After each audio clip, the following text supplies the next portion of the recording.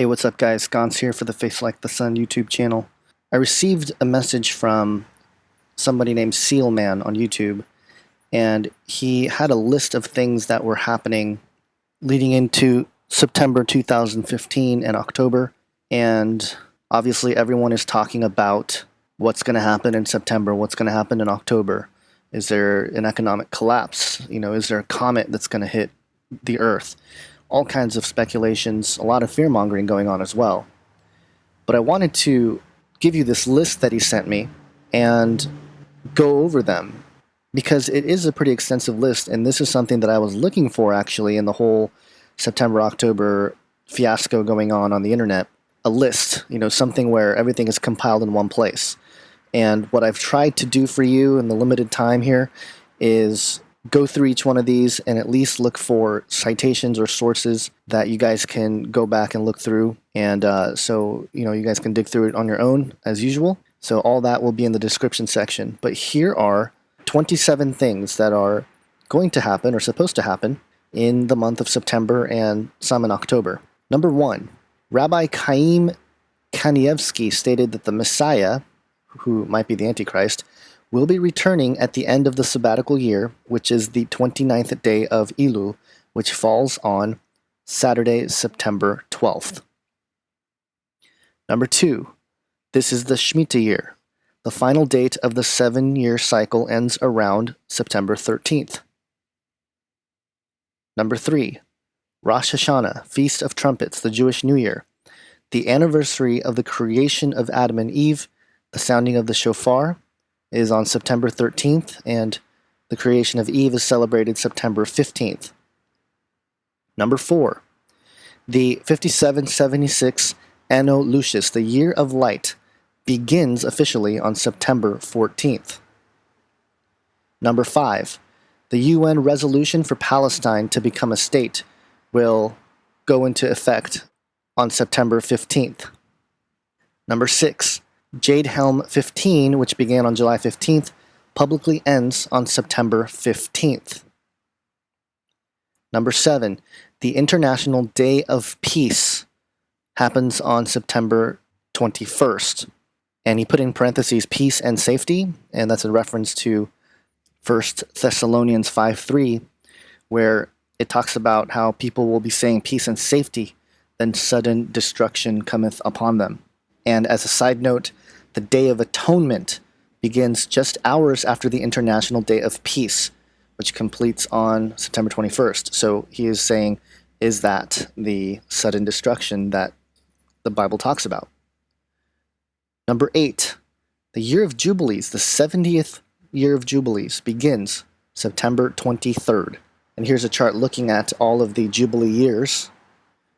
Number 9, the Islamic Mecca pilgrimage, Hajj, the Day of Arafat, representing standing of the Day of Resurrection, waiting for judgment and the gates of heaven to open, is between September 22nd and 23rd. Number 10, Eid ul-Adha, the Feast of Sacrifice, the Muslim time of sacrifice, is September 23rd through 26th. And as a side note, he put in 2016, the Muslim Feast of Sacrifice, the Eve, falls on September 11th. And number 11, and this one's interesting because I saw this on another post and I saw several people talking about this.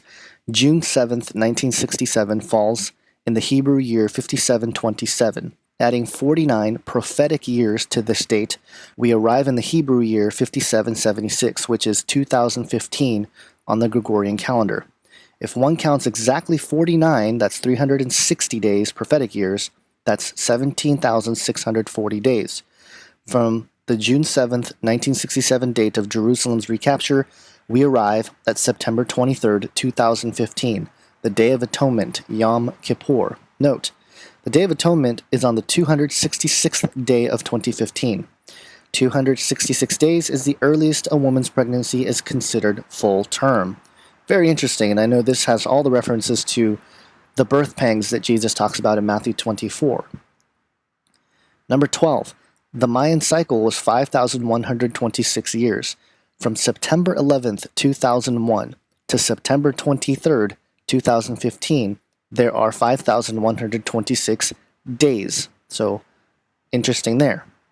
Number 13, CERN in Switzerland, firing at full power, crossing over, opening portals September 23rd through 24th. Now I want to pause there on number 13 because I wanted to go back and double check what the schedule was for CERN. And what I found interesting is that I couldn't get back to that calendar PDF. It requires a login and you need to use credentials. And this is interesting because originally the Anthony Patch website had a link to this PDF and now it's locked out, which is very fascinating considering all the things surrounding Anthony Patch's recent going underground in terms of talking about CERN. And also the other thing that's interesting, and now that we've brought up CERN here, and I just want to stick on this for a moment, CERN obviously is another organization that's celebrating the Year of Light. And one of the things that they're going to do is what's called Sesame. And Sesame is the synchrotron light for experimental science and applications in the Middle East. And it's a third-generation synchrotron light source under construction in Allen, Jordan. It will be the Middle East's first major international research center. And they're trying to prevent the brain drain happening in the Middle East by creating a scientific mecca, if you will, in the Middle East. And what I found fascinating about the idea of sesame, obviously, we know the saying open sesame, but if you look at the etymology of the word sesame, here's what we find. It's in early 15th century, probably from Middle French, sesame, and directly from Latin sesamum, or nominative sesama, from Greek sesamon, Doric sesamon, seed or fruit of the sesame plant. A very early borrowing via Phoenician from late Babylonian shawa shamu. And if you compare it to Assyrian, it literally means oil seed. First, as a magic password in 1785, translated of Galen's Mil et Uninuits, where it opens the door of the thieves' den in Ali Baba and the 40 Thieves. Very interesting, and that's why the phrase open sesame, which became current about 1826. So, again, strange coincidences, right? Right.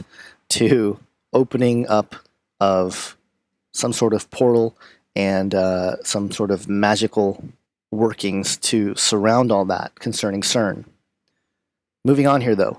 Number 14, Madonna concert, Washington, D.C., and the opening theme is the desecration of the bride and arrival of fallen angels. And this list says September 23rd. I couldn't verify that. I did, however, see that Madonna is scheduled to play Washington, D.C. on September 12th.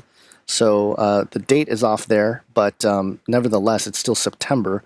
And interestingly, the tour goes to Philadelphia on the 24th and Boston on the 26th. It seems like she's hitting some of those areas on the East Coast right before the Pope gets there, which leads us to the next few things here he listed. Number 15, the Pope will be addressing U.S. Congress on the 24th of September. And this is the first time in world history that this is going to happen.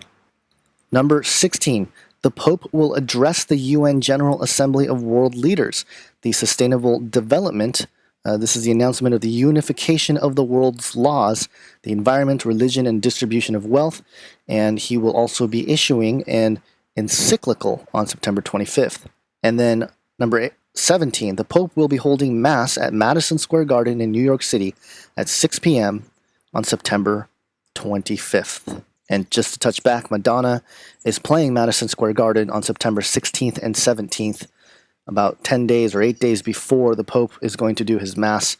I don't think that's coincidence either. Probably some sort of ritual to set the way for the Pope to do his Mass. Very interesting. 18, the Pope will be visiting the Church of Philadelphia on September 26th. And on the list here it says the church itself has significance. Number 19, the French Prime Minister and John Kerry discussed the end of the 500-day climate chaos, which was declared on May 13th, 2014. That 500-day limit ends on September 25th. And this one leads into some other things about potential comets and stuff striking that's not on the list, but I'll leave a link to a couple Ground Zero episodes with Clyde Lewis from a few days ago who discussed this interesting phenomenon. Actually, there was a reverend who predicted that there would be some sort of meteor strike that would happen. And then we had this Iran strike last week of an alleged meteor that struck Iran, and the media blackout, not talking about the issue, which is very fascinating on its own. Number 20, Tomorrow World / Tomorrowland. It's the big rave concert. It will be celebrating false love and light, keys, Antichrist, opening gates and portals. Atlanta, Georgia, September 25th through 27th. And note the location, 33 degrees north and 84 degrees west. So on the 33-degree parallel north latitude, that has significance. And that's always fascinating. That stuff always happens on the 33-degree parallel.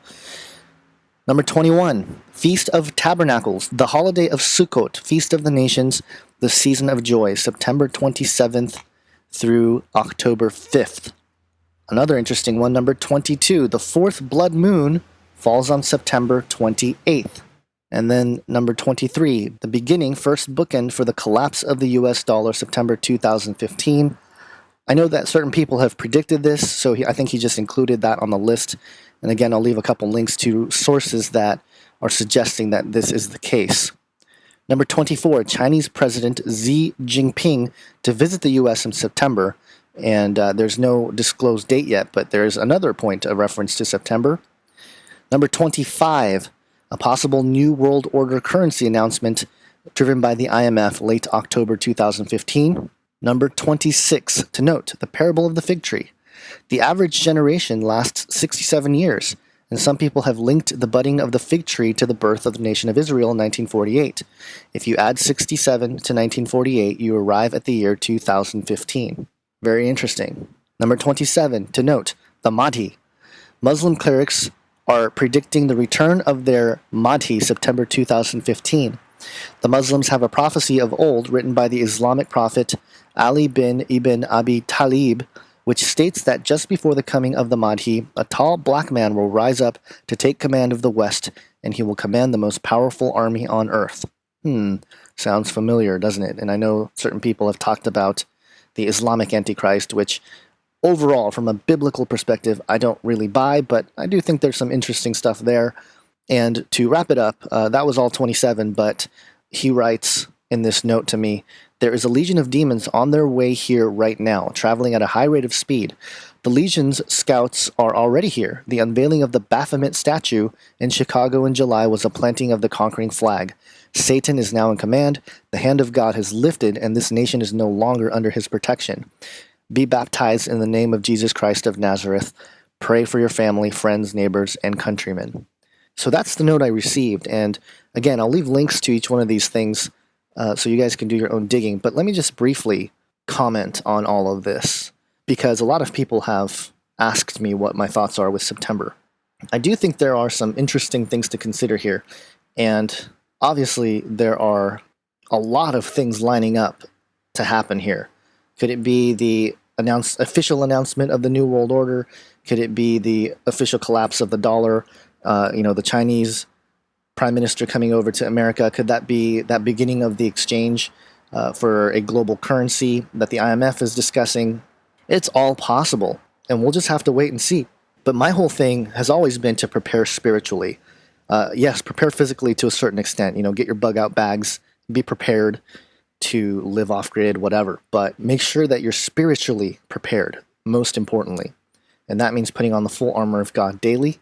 That means reading the Word and being alert and aware, being a watchman, because things are obviously happening and a lot of changes are happening. And based on the conversation that I actually got to have with Mark Flynn, who's the late David Flynn's brother, last night for Canary Cry Radio, and that will post in a few days, he was saying how the illumined ones have a clock. They understand that there's a clock, and they've been building up towards something, which is the arrival of their Messiah. And he believes that it's going to be so miraculous looking that a lot of people are going to fall for it. It's going to be literally, he believes, what will appear to be a man come down from heaven. And my comment to that was, in order for the Antichrist to arrive and having these signs and miracles to actually deceive people, it's going to have to be very, very powerful. In the age of CGI and video manipulation and stuff like that. It's going to be very easy for people to be skeptical of this entity that will arrive. So the miracles that he performs will have to be very significant. So that was my response to him. And the other thing that is very interesting that I just want to throw in here, we know that in Genesis 1:14 it talks about the lights and the expanse of the heavens, how it separates day from night, and let them be for signs and for seasons and for the days and years. Well, if you go to Revelation 12:1, a great sign appeared in heaven, a woman clothed with the sun and a crown of 12 stars over her head. If we go to Stellarium, and actually Rob Skiba was the one who showed me this a couple years ago, and I don't recall if he showed me the actual future date, but he definitely showed me what he believes was the birth of Jesus. And if you go to Stellarium, and which is the constellation and moving stars, planets, it has all that stuff in this program. The date that's set to -2 is around the time of Jesus' birth, and you see that the view from Israel is pretty accurate in the description of a woman, which is Virgo, the Virgin, clothed with the sun, with the moon under her feet, and a crown of 12 stars over her head. And the 12 stars, which is represented by Leo, which is 9 stars, and Venus, Jupiter, and Mercury. Now, if we go to October 15th, 2015, we see a very similar alignment in the heavens here, where you have Virgo the Virgin, clothed with the sun, the moon under her feet, and here's what I find very fascinating. You still have the 12 stars over her head, Leo 9, and then Jupiter, Mercury, and Venus. But there's another star, or a fourth planet there, and that's Mars. And we know that if you've looked at the planet of Mars and its connection to the ancient Canaanite worship of Mars, Sidonia, then we have a rabbit hole that goes into all kinds of stuff with the connection to a red dragon that's chasing. And so I'm not saying that there is significance to this for sure, but I do want to point it out because it is very, very interesting. And while I did mention a couple videos ago about how we don't know exactly when things will go down and what time frame, which is still true, I believe, I will say that these things that I listed here today from Sealman is very fascinating, very interesting, and at the very least it should put us on high alert. And again, the most important thing is to prepare spiritually, prepare for the battle here, because we wrestle not against flesh and blood, but against principalities, powers, and dark forces in the heavenly realm. So that's about it for this video. Hopefully it gets you guys thinking. Plenty of links going out to do your own research on this stuff. I know a lot of you have already done a lot of research.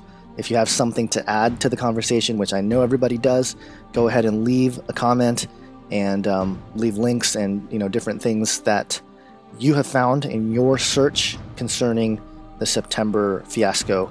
So there you have it. Have an awesome day, guys. God bless.